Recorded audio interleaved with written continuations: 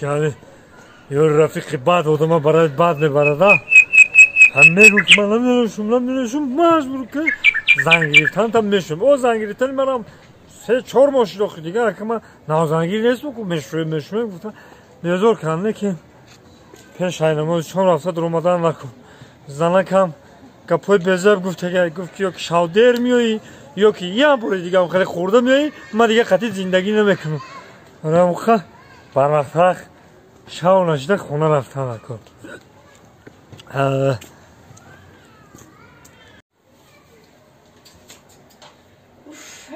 میگفتن همین عراخرش نمیمونه باد همین عراخر زدمه این عراق گشتناش معلومه که با پیان اومده اوف داد بازی اومدم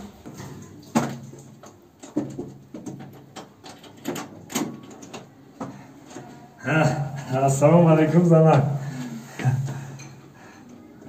بانو چی بیا؟ خیلی کی مگه کی من نوشیدم تا دکازار کلمه تو کی من نوشیدم ها؟ نه معلومه مردم خملیون هر خیلی شوا روز اصلا نسترنیوم سوزه شرومیوم این روز نسترنیوم نیست هم خیلی میشم خیلی نسترنیوم که نباشم کم تاک بالانوات سن کنم هم خیلی میشم تو دکازار کلمه تو نی؟ ها چقدر دکازار میکنی که من نوشیدم؟ یه مینوت بس ما دکازار میکنم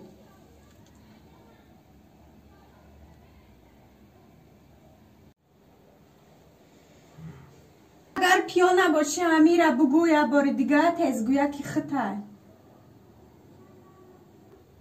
گفتم نبودای گفت اگر برام میرم آبا نرفته که نیومد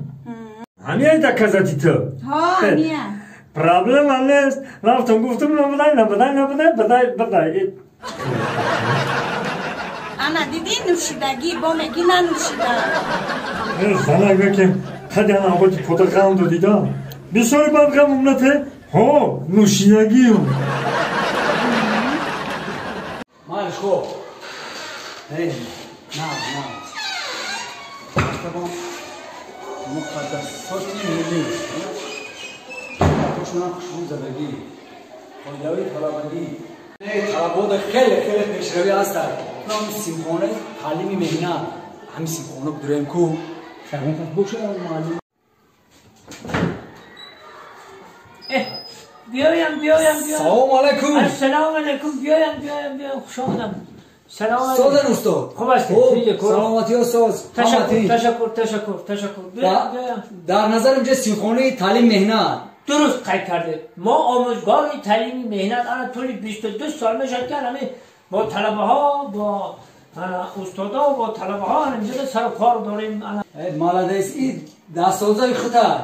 یا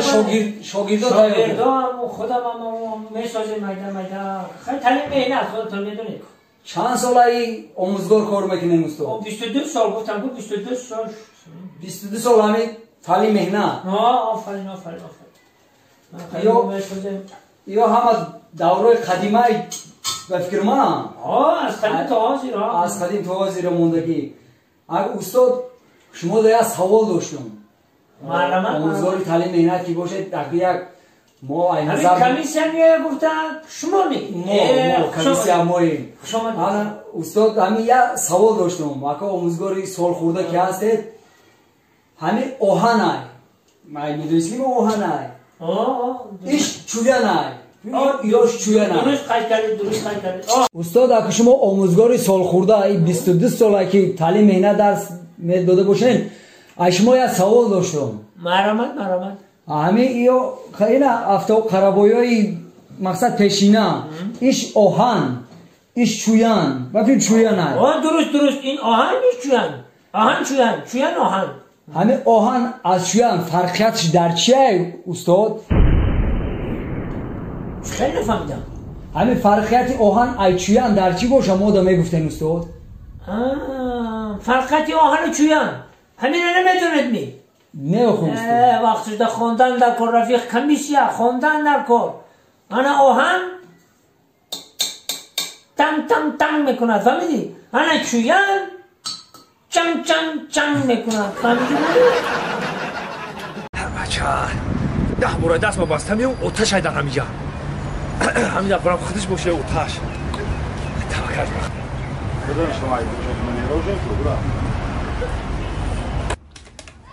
سلام علیکم و علیکم سلام نغزه سوزن دختره نغز رحمان مرحمت چی در کارای؟ راستی گم دختره که خشرو ای خانه برامدن سرم در کشته بود باز با درمی راه آمدم که یکی شکمم تو داد یا تا داروی تاسپم بته و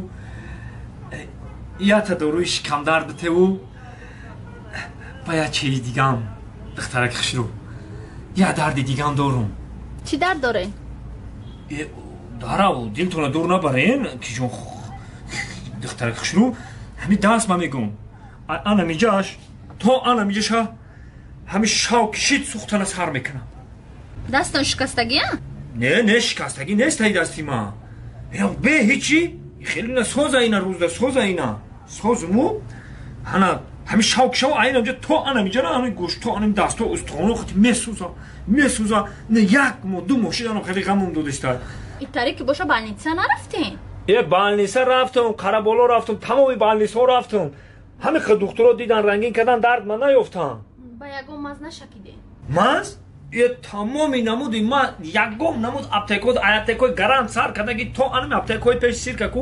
همشه گفتم مز تمامی نمود مز شکیدم هیچ دردش نمیدونم چی خیلی کنم اکبا پیش شما اومدم که یکم تبابت میکنین و خیلی دختره فهمو ما 2 سال پیش هم خیلی شیده بدم بابا چی خیلی کردی با خواهری من فضله نگیریفت شکید مساج کرد و من سوز شیدم فضلین خطی مساج کنی سوز میشوا ها خواهی هم فضلین هم بته اینه فضله نگیرینو زن دارین نه آخی زن ندارم دختره که خشرو این خیلی باشه انا بعد دختره که خشرو آخی این فضلین ندادی و با همون رقموی خوارد هم نمیتی آخی کم ترک وزلین هم به شکه و مساجم کرد خیمه بخشنو خواهری من شوهر کردگیان همین نمیره اتوماتیم نمیشه با یا موله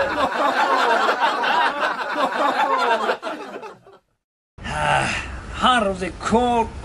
کار عصبه وایرون بو ایس کور بار موندگی ایس بو عروسا پیش عروسا بدا برا ایس بیا بوار میکنی عصبه خراب و اینا میشه که اینا که بهارستان واریم جای نه خیلی بیا اینا خیلی استراحت گاده بیا استراحت کنی خدا طاقه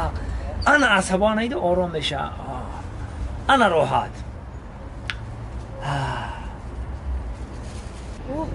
ستوره زنگ زده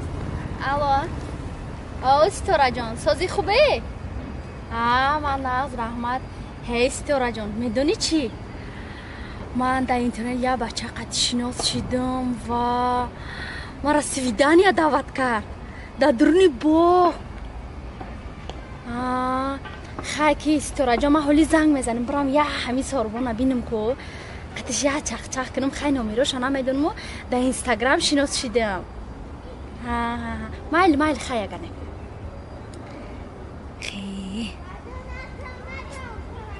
نمیروش هم ننویسته خدایمی همین نامی راستش ساربان باشه همیره و هرچی باشه همیه مرا سویدانیا دعوت کرد همینجا دعوت کرد اگر خیلی نواز ما پیش میرس همین گوشوش لقا کلام مای همین باشه